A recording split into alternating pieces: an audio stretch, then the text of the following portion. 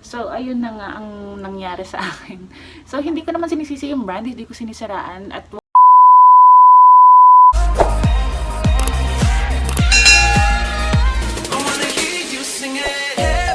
don't stress your mind, we coming home tonight to you. Hi guys! Welcome back to my channel. It's me again, I am Erica Shane. So for this video, bago ako mag-proceed, kung hindi ka pa nakasubscribe sa aking channel, please hit the subscribe button and yung bell button na din sa tabi para updated ka whenever I upload new videos. So ito na nga mga momshies, pasensya na kayo at matagal na naman ako bago nakapag-upload ng bagong video. So, gusto ko lang i-share sa inyo yung experience ko with this product. Trinay ko itong Skincerity, yung bago nila, yung Clear Bomb Advanced Exfoliating Kit.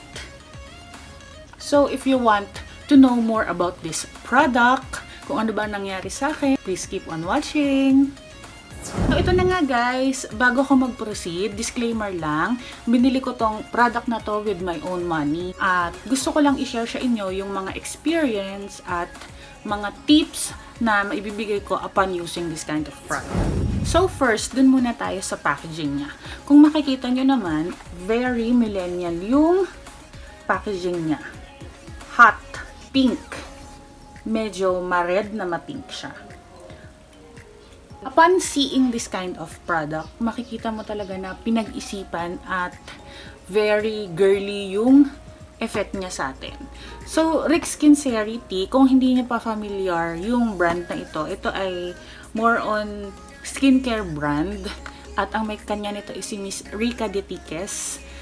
Finalo ko lang siya kasi nakita ko yung product niya na maraming good feedbacks. Kung hindi nyo pa napapanood yung review ko ng starter kit niya, meron ako dyan, ililink ko na lang sa description box. So, with the packaging itself, ganito yung itsura niya. Nakalagay sa gilid, Slay the Day. Then, yung normal na nakikita natin sa isang rejuvenating set. So, ito kasi ay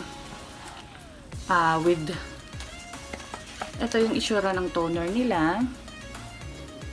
Nakalagay naman dito, Skincerity Clear Balm Advanced Exfoliating Toner. So, next one is yung Clear Balm Exfoliating Day and Night Soap.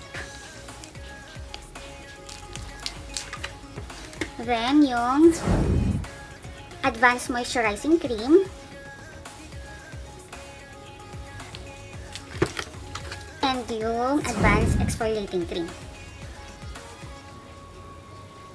So, with this product naman, makikita mo talaga na yung packaging niya ay katulad doon sa mismong nag-develop nito. Si Miss Rica de Tiques kasi ay mahilig siya sa pink. So, with that, ginawa niyang medyo hot pink yung packaging niya. From the bottle, from the label, and from the box itself.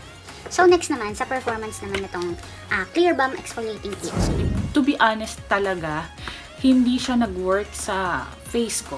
So, matagal na kasing trinay ko to, August 1. So, ayun na nga, for the performance itself, to be honest talaga, hindi ako na-satisfied sa result ng nangyari sa akin. Kasi to think na 1 month ko na siyang ginagamit at pangalawang kit ko na to, hindi pa rin ako nakakakuha ng satisfied outcome dito sa product na to. Kasi hindi ko alam kung masyado siyang matapang para sa akin or mali lang yung paggamit ko. Kasi pag talagang halimbawa nagsasabon ako at sobrang hapdi na, hindi ko na siya ginagamitan ng toner pag sobrang hapdi na. To think na pangalawang set ko na nga to. Ito yung first kit ko, may sabon pa ako. And ito talaga ay wala nang laman kasi yung pang second bottle ko nandun siya sa rep. Then, ubos ko na din yung mga creams. At ito yung nangyari sa face ko. Ito yung current situation ng face ko. Kung makikita nyo, naubos ko na yan. At marami silang mga positive feedback. So, disclaimer lang din, hindi ko sinasabi na kapag ganito ang nangyari sa akin, ay ganito na din ang mangyayari sa inyo. It depends upon the skin type pa rin. Iba-iba kasi tayo ng skin type. Sa akin kasi, case ko ay sensitive. So, parang, ang gusto ko lang kasing mawala sa akin ay yung mga acne spots and acne marks ko. Yung medyo maiitim from having an acne. And, feeling ko, dahil sobrang tapang niya, masyadong nagkakaroon ako ng mga, hindi mo naman siya masasabing breakouts eh. Para siyang skin purging at the same time, hindi siya nag-heal. So, ayun na nga, yung performance niya kasi nakabase siguro sa skin type. Ang kit na ito kasi ay advanced exfoliating kit. So, parang rejuvenating set talaga siya na magkakaroon ng dryness at the same time magbabalat yung skin mo. So, sa case ko, nagbalat siya ng nagbalat hanggang sa hindi naman naghihil yung mga butlig-butlig at mga blackheads, whiteheads. Dahil sa sobrang nilalabas niya yung imperfections ko, mas ginusto ko na mas mapadali yung proseso. Then, meron akong ginawa.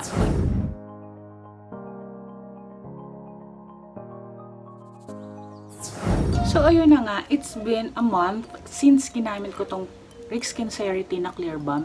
Hindi pa rin ako nakakakuha ng satisfaction with this product. Kasi kung makikita nyo naman, ganito yung nangyari sa product ko.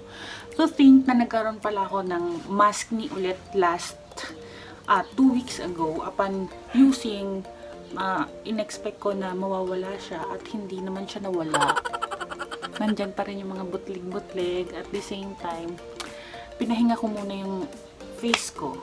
So, ayun na nga. Ang third naman, for the price, it cost for only 300 pesos.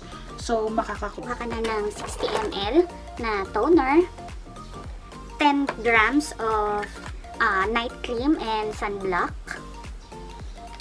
Then, yung soap nila is 135 grams. Yan, ganyan yung itsura niya. So, may mga natira pa akong sabon upon use last month. And ang next naman natin ay kung magpo-purchase ba ako. Definitely hindi na ako magpo-purchase kasi masyadong masama sa face natin ang palagi nagre-rejuvenate. Mas numinipis at mas nagiging prone tayo sa skin allergy and irritations. So, ayun na ko lang na maibibigay sa mga gumagamit ng rejuvenating set. Unang-una, huwag kayong lalabas ng hindi nagsa-sunscreen or nagsa-sunblock kasi may tendency na masunog yung balat nyo at the same time mamulan ng sobra-sobra. Iyon pa pala yung isang nangyari sa akin. So, kahit nasa bahay lang ako, sobrang namumula yung face ko. To think na hindi ako palagang nagtotoner. Hindi ko alam kung sa face ko lang ba yun or meron ding ibang tao na ganun yung nangyayari doon sa face nila. So, ayun na nga, ang final verdict ko dito sa Skincerity Clear Balm ay it depends upon the skin type pa rin ng taong gagamit. Kung sa tingin mo ay acne prone ka at kailangan mong mag-rejuvenate ng face, so trial and error lang. Mag-patch ka muna dito sa may jawline mo. If ever hindi ka na-irritate, hindi nangati, pwede kang gumamit nun. So, yun lang guys. Sana na-enjoy nyo tong video na to. Kahit short clip lang kasi nireview ko lang siya last month pa. So, medyo natagalan ako kasi binibigyan ko siya ng chance if ever baka mag-workout pa rin. Pero hindi. So, ayun na nga ang nangyari sa akin. So, hindi ko naman sinisisi yung brand. Hindi ko sinisiraan. At huwag nyo naman po ako sanang i-bash with this content. Kasi ito lang yung experience ko at sinishare ko lang sa inyo, baka kasi makatulong. Tsaka baka may same issues din and na-encounter na nangyari sa face nila, which is nangyari din sa akin. so, yun lang guys for watching. Till my next video. Bye!